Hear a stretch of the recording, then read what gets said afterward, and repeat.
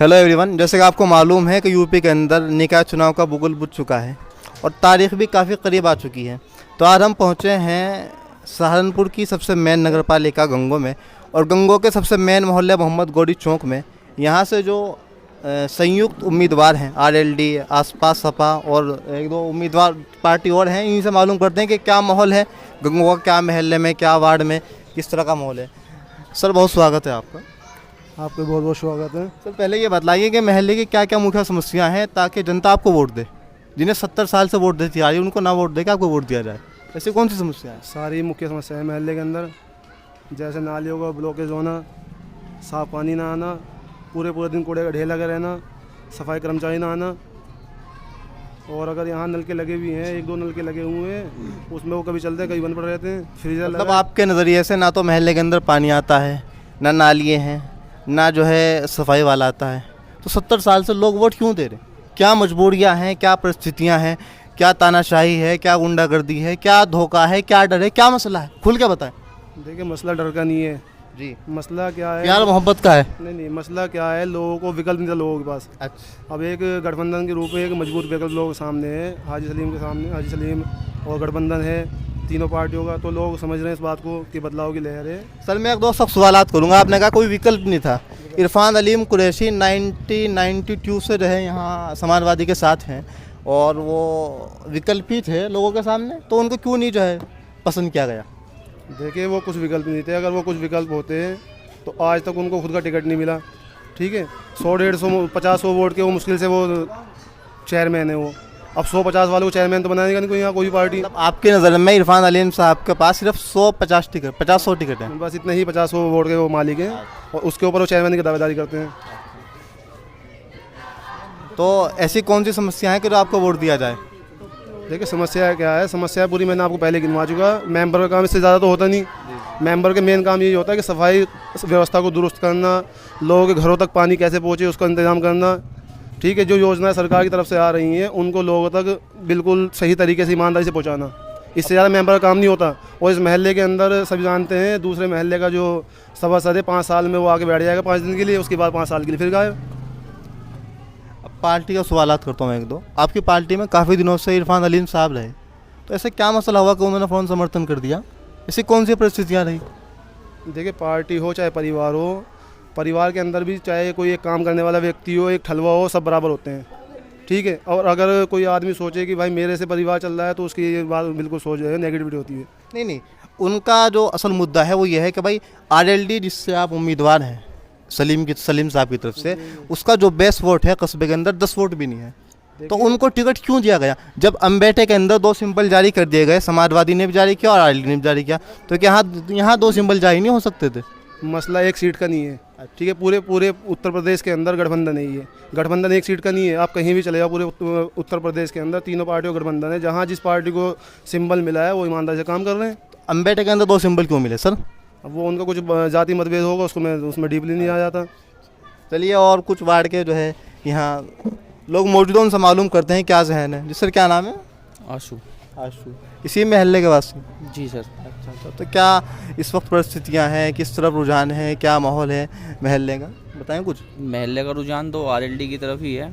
अच्छा, अभी पार्टी और भी हैं, लेकिन ज़्यादा रुझान हमारी तरफ है, क्योंकि अच्छा, ऐसा कौन से मुद्दे हैं कि जब आप 70 साल से एक तरफ वोट देते आ रहे हैं, बहरहाल लगातार दे रहे, तो आप ही वोट तो आप ही दे रहे हैं ना, आपके बड़े दे रहे थे, उनके बड़े दे रहे थे, तो कौन से ऐसी परिस्थितियाँ, ऐसा मुद्दे रहे कि आप फ़ौरन उधर से उठ के इधर आ गए? बताना पसंद करेंगे, कोई खौफ ना हो तो? खौफ कोई नहीं है, ये तो चलता आ रहा था, वो तो सबको पता है, लेकिन अब सोच बदली है लोगों की, तो लोग सोच बदल रहे हैं, अभी आ रहे हैं तो आएंगे इंशाल्लाह, सोच बदलेंगे। कि वो अटकी हुई सोच थी ना कि अब इनको ना देकर करके बस ये इनको ही दे दिया जाए, वो सोचती कि बस ये है हमारे पास और कोई विकल्प नहीं है, ये है सबका, किसी ना किसी के साथ कोई मुद्दा रहता था तो सब क्या करते थे कि एक ही विकल्प चुनते थे लास्ट में आगे कि बस इनको ही दे दिया जाए वोट। तो अब लोगों की सोच बदल रही है, हम काम कर रहे हैं तो सोच बदल रही है, तो इंशाल्लाह अब आ रहे हैं इधर।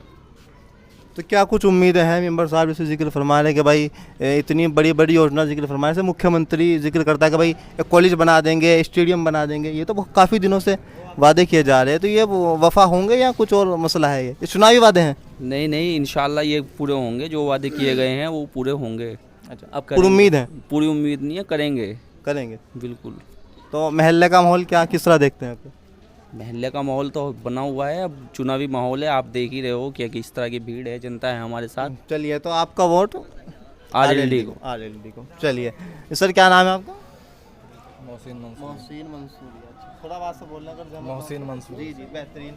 तो क्या माहौल है कब के महल्ले का, कस्बे का, क्या देखना चाहते हैं?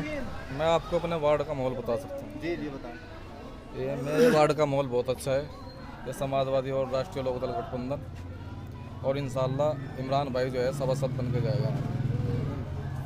तो पिछले मेंबर जो है बबीता सैनी, उन्होंने कुछ काम नहीं किया, तो महल्ले वालों ने सब पूरे महल्ले ने इकट्ठे हो गए, तो इमरान भाई को समर्थक दिया है, इमरान भाई को सभासद बन गए। कोई उम्मीद है कुछ महल्ले की जनता से?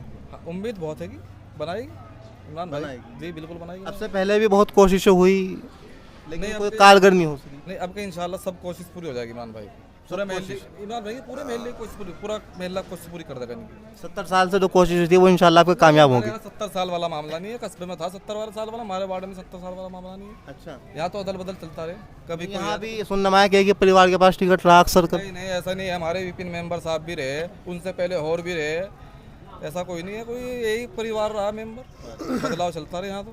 बस 1-2 योजना हो गई, वही जो है अब के इंशाल्लाह बदलाव है। अब के जो है 5 साल कर गई ये बबीता सैनी, किसी का ना आई ना दिखी मेरे साथ। देखिए भाई, किसी ने बबीता सैनी देखिए भाई? हाँ भाई, भाई आपके मेंबर साहब बबीता सैनी रही इस मरतबा इस योजना में, तो उनको किसी नज़र से देखा? कुछ काम हुआ वार्ड में? ये देखो, खौफ है जी। लाओ इधर लाओ, खोप कर देगा ना इनका। बतलाइए, वार्ड में काम हुआ?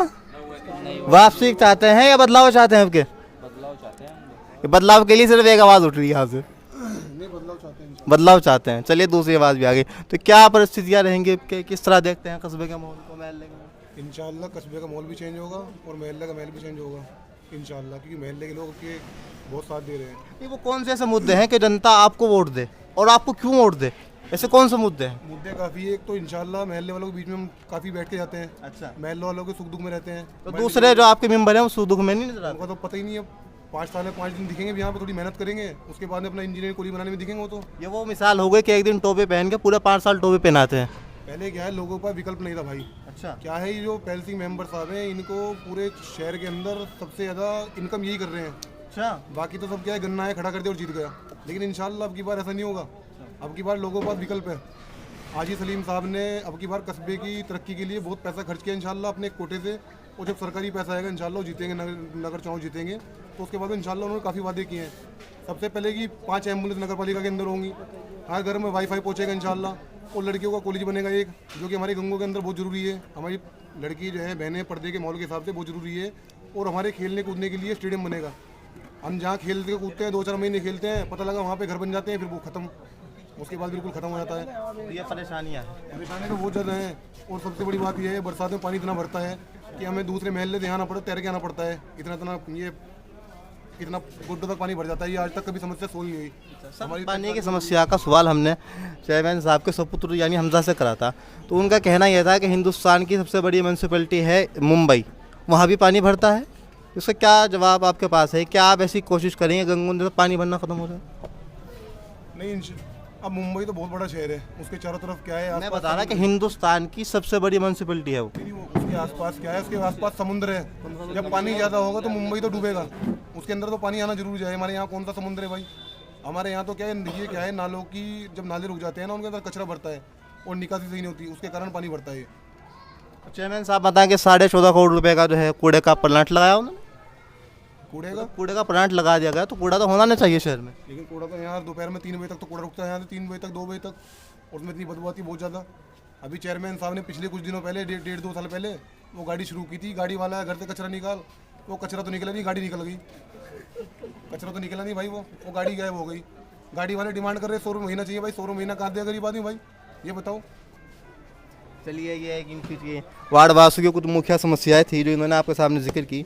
अब आपसे गुजारिश है कि आप इस वीडियो को लाइक और शेयर ज़रूर करें, और आप जहां से देख रहे हैं अगर वहाँ कोई समस्या है तो हमें कमेंट रूम में ज़रूर बताएं, इंशाल्लाह उठाने का काम करेंगे। अस्सलाम वालेकुम रहमतुल्लाह।